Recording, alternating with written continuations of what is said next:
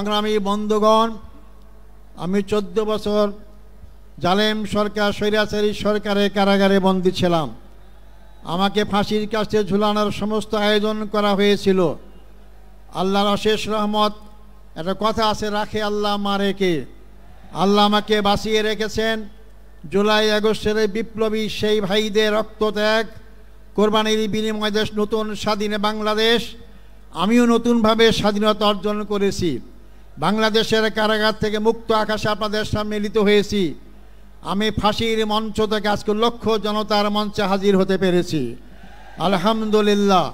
সংগ্রামী ভাই ও বন্ধুগণ, আমার অতীত যারা নেতৃবৃন্দ ছিলেন তাদেরকে হত্যা করা হয়েছে। আমার রায়ে সুপ্রিম কোর্টের 7 জন বিচারপতি একমত হয়ে এটাকে একটা সাজানো নাটক আখ্যায়িত করেছেন। আমাকে জুডিশিয়াল কিলিংয়ের মাধ্যমে আমাদের ভাইদেরকে হত্যা করা হয়েছে, আমাকে হত্যার আয়োজন করা হয়েছিল। আমি আজকের এই বিশাল জনসমুদ্রের মধ্য দিয়ে সরকারের কাছে জোর দাবি জানাতে চাই, আমাদের যে 10 জন ভাইকে কারাগারে শহীদ করা হয়েছে, 5 জন সরাসরি ফাঁসির মঞ্চে ঝুলিয়ে 5 জনকে বিনা চিকিৎসায় কারাগারে হত্যা করা হয়েছে। এই হত্যাকাণ্ডের সঙ্গে যারা যেখানে যেভাবে যতটুকু জড়িত তাদেরকে আইনের আওতায় নিয়ে আসতে হবে এবং তাদের শাস্তির বিধান করতে হবে। সেই সমস্ত পরিবারের সদস্যদেরকে ক্ষতিপূরণ দিতে হবে। আমি সেই দাবি আপনাদের সামনে আবার এই সরকারের কাছে জোর দাবি করছি। সংগ্রামী ভাই বন্ধুগণ, তাদের কি অপরাধ ছিল? তারা বাংলাদেশ ইসলামী হুকুমত কায়েম করে আন্দোলন করছিলেন। তারা বাংলাদেশে আধিপত্য শক্তির হাত থেকে বাংলাদেশকে রক্ষার আন্দোলন করেছিলেন। শোষণ জুলুম নির্যাতনের হাত থেকে বাংলাদেশের 18 কোটি মানুষকে মুক্তির আন্দোলন করেছিলেন। এটাই ছিল তাদের অপরাধ। তাদেরকে ফাঁসি দেওয়া হয়েছে। ফাঁসির মাধ্যমে তারা মনে করেছিল বাংলাদেশের জামাত ইসলামীর আন্দোলনকে স্তব্ধ করা যাবে, নিশ্চিহ্ন করা যাবে। আজকে 15.5 বছর পর এই লক্ষ লক্ষ লোকের সমাবেশ কি প্রমাণ করে না ইসলামী আন্দোলনকে হত্যা, ইসলামী আন্দোলনকে ফাঁসি নির্যাতন করে নিশ্চিহ্ন করা যায় না? বরং আমি বলি, ইসলামী আন্দোলন হচ্ছে এটি খরস্রোতা নদীর মতো। নদীর সামনে যে নামেই আপনি বাঁধ দেন না কেন, খরস্রোতা নদীর পানি তীব্র গতিতে সামনে অগ্রসর হয়, বাঁধে ভেঙ্গে সামনে যেতেই থাকে।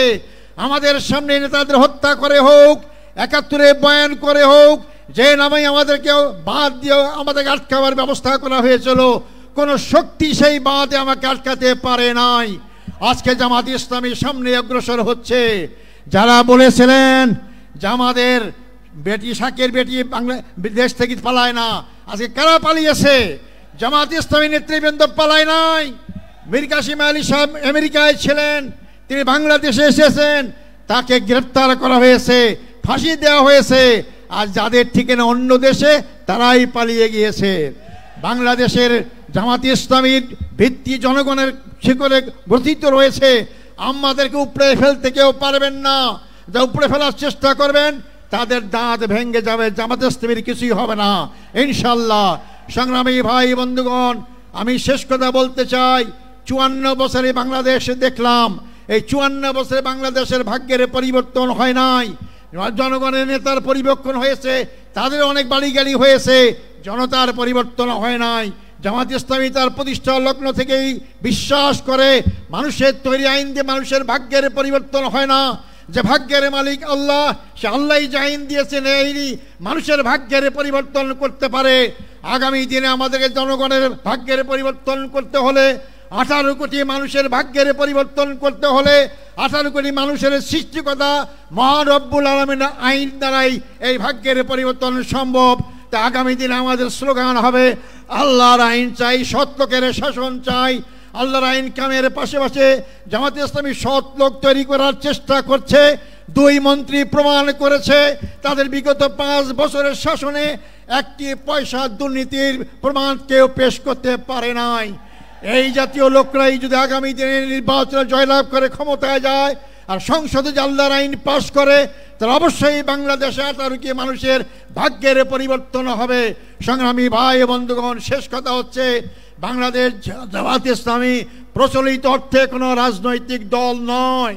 মনে রাখবেন, বাংলাদেশ জামাত ইসলামী প্রচলিত অর্থে কোনো ধর্মীয় দল নয়।